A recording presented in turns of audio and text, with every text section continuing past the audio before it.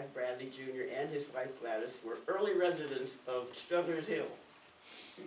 They moved into their home on the corner of 12th and Everett in 1931 and lived there, along with their daughter, me, for nearly 50 years before selling their home to Mayday Waters in the late 1970s. So, in closing, I'd like to say that I wrote this documentary to serve as a reference for anyone who is interested in adding to their library a keepsake about history, and especially black history, in hopes that it would inspire the reader to reflect on just how the struggle for justice and equality during the late 19th and early 20th centuries closely parallels the enormous scope of critical issues that contemporary social activists in this 21st century face today, and to help the reader to truly appreciate the sacrifices of past generations, full of many, many trailblazers on whose shoulders we now stand, and to respect their place in history while we recognize that they did indeed pave the way for the many opportunities that we are able to enjoy today. As one of America's pioneer lawyers who engaged in a successful practice of law and community service for over 50 years, Judge Isaac Franklin Bradley Sr., as well as his son, attorney I.F. Bradley Jr., leave an incredible legacy of persistently fighting for social reform that significantly improved the lives of African Americans in our nation, in the state of Kansas, and more locally in the city of Kansas City, Kansas. They were both excellent examples of why we will always have reasons to persist. All right. Of course, And I'm talking about the book. Okay. that was excellent. I tell you. You have some books for I purchase, just happen right? to have something, yes. Sure, just in case. I bought one already. Right, I know you were. I Right. did too. It's also available on Amazon, Barnes and Noble. Good. Francis, It was going to be thick, but like I said, sorry. I may have asked this question before, but when your grandfather went to Niagara with Du Bois, there was another attorney here from Kansas, B.S. Smith. Matter of B.S. fact, I Smith, think they were right. on There were two. the city that had two people there. Right. Do you know how they got there? How did? No, I haven't found any by the way, since I wrote this, I didn't include the part about John Brown, about the statue, because I found that out after I compiled this, but I'm finding things, as I said, I can't go on what I hear, but no, I don't know how you got there. I don't have any details on that, to answer your question. The statue at 27th and Brown, is that the one that he... I'm sorry? The statue that's at 27th and Brown, the John Yes. Brown, is that the one that he had in the residence? John Brown, right, Yeah, okay. right. And then where was the Douglas Hospital at that he found? It was right on that, about a block from there, I mean, it was Right right down the on. street where the statue, 3700 North 27th Street. Right. So Right. the abandoned, Right in that- the vacant building that's right It's behind right it? north of the vacant building. So there was vacant a lot. different one there? Yeah. Okay. Right. There's a whole university out there. I know one of the things that Francis Sherrill made years ago was notes that he had written on Notes from Old Quindaro, Right. 1902. And the information that's provided in those types of things, all the stuff that's been written about Quindaro now are not very factual compared to him who saw Right. stuff firsthand. Right, Firsthand. and I have copies of that, and I think, some of that I quoted in the book, but I have copies of that. Yeah. Somebody else, I think has, because I thought I had the only copy of the Reign of Reason and all that, and that's when I found out. it Well, already facts of I- Old Quindaro? I'm sorry? Facts of Old Quindaro? Yeah, I have some facts of Old Quindaro in his handwriting. Yeah, you gave me a copy of that. Right, I thought so, right. I guess another thing, I don't know, Francis don't normally talk that fast. What year did they Oh, was that too fast, really, seriously? No. What year did they put Douglas Hospital out in Quindaro? What year was it? I don't know when it went out in Quindaro. Huh? I don't know when it went in Quindaro. Because it used to be on Quindaro. Yeah, There in Springfield. and before that was 312 Washington Boulevard. That's where it first started. Right. I actually have a bulletin where Booker T. Washington came here. It's a whole pamphlet. There was a speaker at a fundraiser, and it lists all the people who have founded Douglas Hospital. One of the things that you ask is, who is Douglas Hospital named after? It's not Frederick Douglass. It's not Frederick Douglass. I don't know who was Named after an President. AME minister by the name of Calvin Douglas. Calvin Douglas. Same way Grant School is not named after Bishop, after President Grant, it's named after AME Bishop by the name of Bishop Abraham Grant. Right, and I bothered to, things that I got out of the internet, when I got them out of the, taken from the internet to compile, research some information, I wrote it down, but then I decided I would copy what I got from the internet, and I couldn't find everything, but these, okay, for instance, this is everything, the raw material. Okay, for instance, the Ring of Reasons, it's published in 1, 2, 3, 4, 5, 6, 7, 8. I found 8 different publishers of the same book that he wrote, that I thought I had the only copy, and I thought I should be able to do this, but well, obviously I didn't, so I decided not to rewrite it. But it's been published by 8 different publishers, and that's because when anything before 1923 is in public domain, and anybody can do it. That's why I thought I could do it, but I obviously didn't. But, and then, anything that I found, this may be a whole page of the article, and I just took the little paragraph, but this is documentation of everything that's in my book. I don't know if, when people are not aware that the Wyandotte County Echo, which is now where they put all of the legal documents, he was the founder of that. Right. It's in 1920. 20, okay. He founded the Wyandotte County Echo. Okay.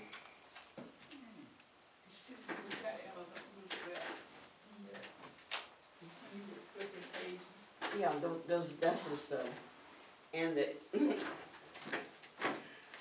the Echo's not in there because I just found that, and I do have a copy of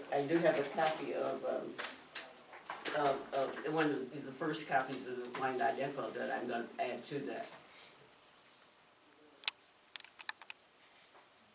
And Chris Chester brought up once before, he said something about him being on the school board. I haven't found any written evidence about that, so I don't say that. Because everything I'm saying is now gonna be based on something that's already been documented. Because I wasn't around. What is that book? That's just, okay, if I found an article that's, it might have had something, a reference to him, then I copied it in here. For instance, on the KU Law magazine, he's only on one page, but there it is, and so that's referring to whatever he did at KU, and then there's another page. And this is the cover for the magazine that it appeared in. And then, actually, this is another KU Law magazine. But that's, I don't know if I can show everybody this, but that's what that is. It's just documentation of everything that I've included in my book. Okay. Francis, why don't you tell us something about your background, your education? I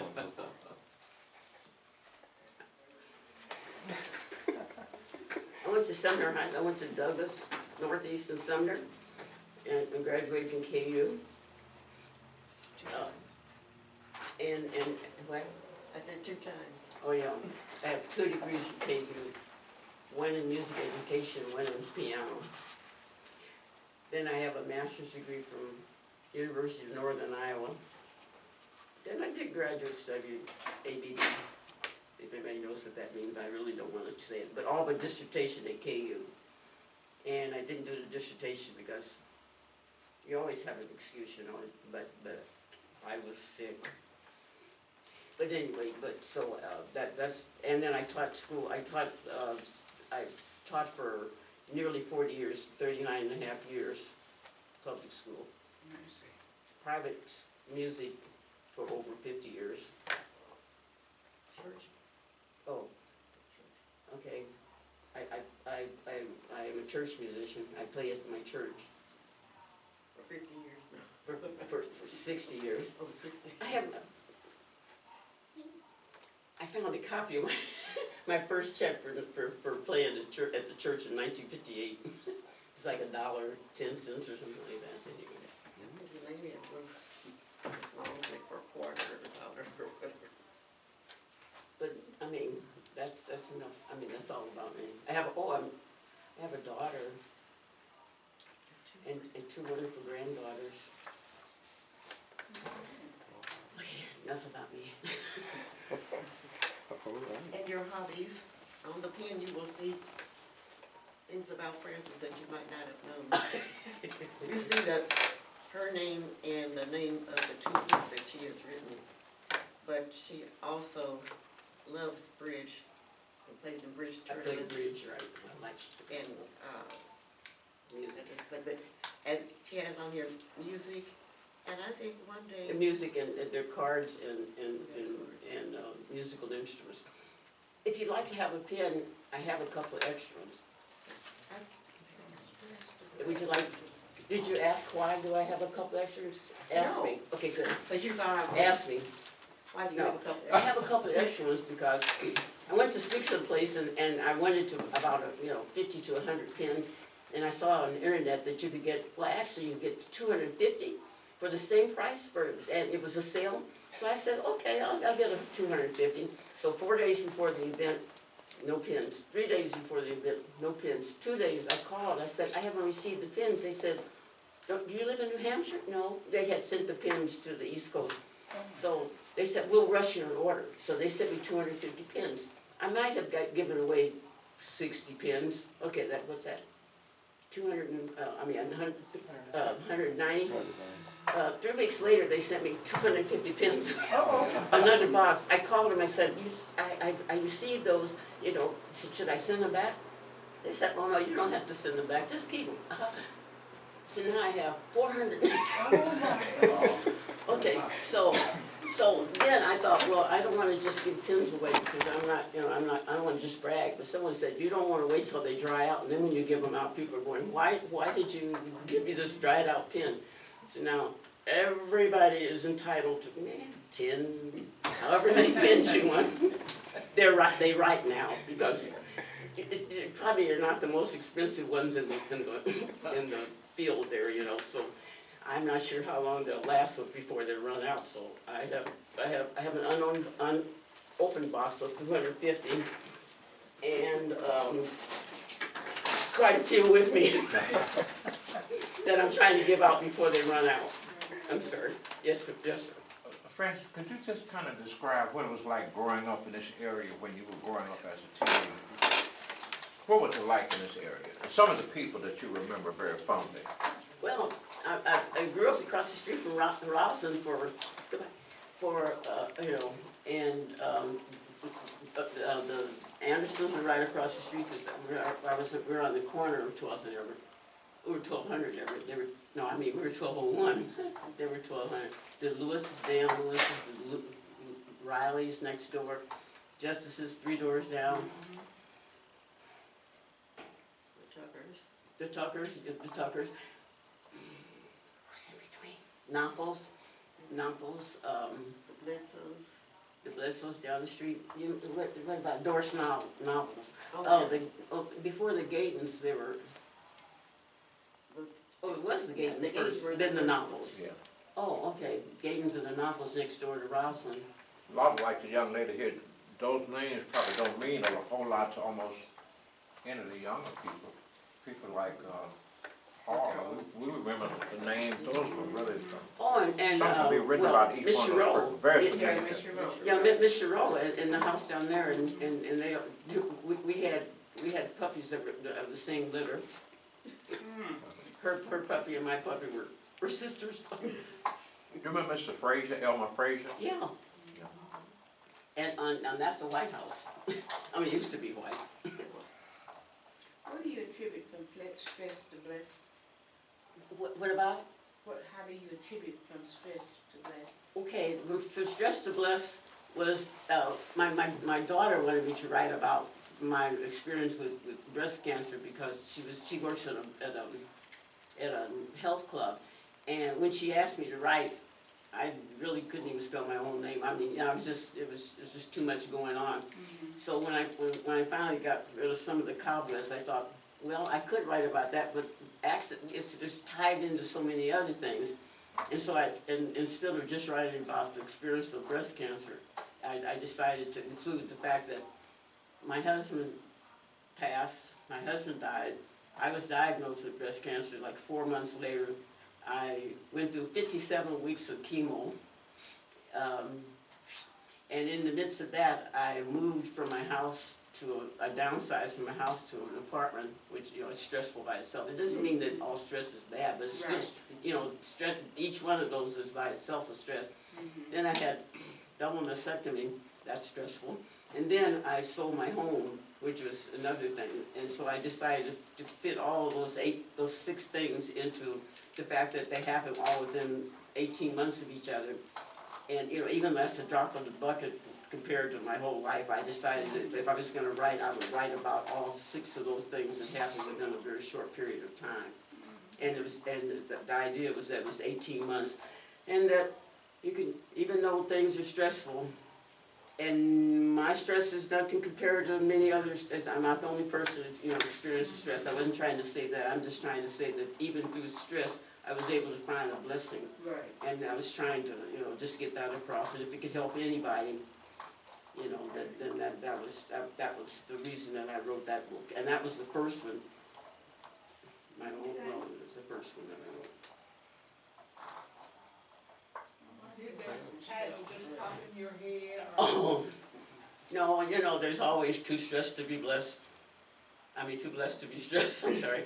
You know, there are always those, but I really wanted to include the reason, I mean, the fact that those are stresses, but I was also blessed.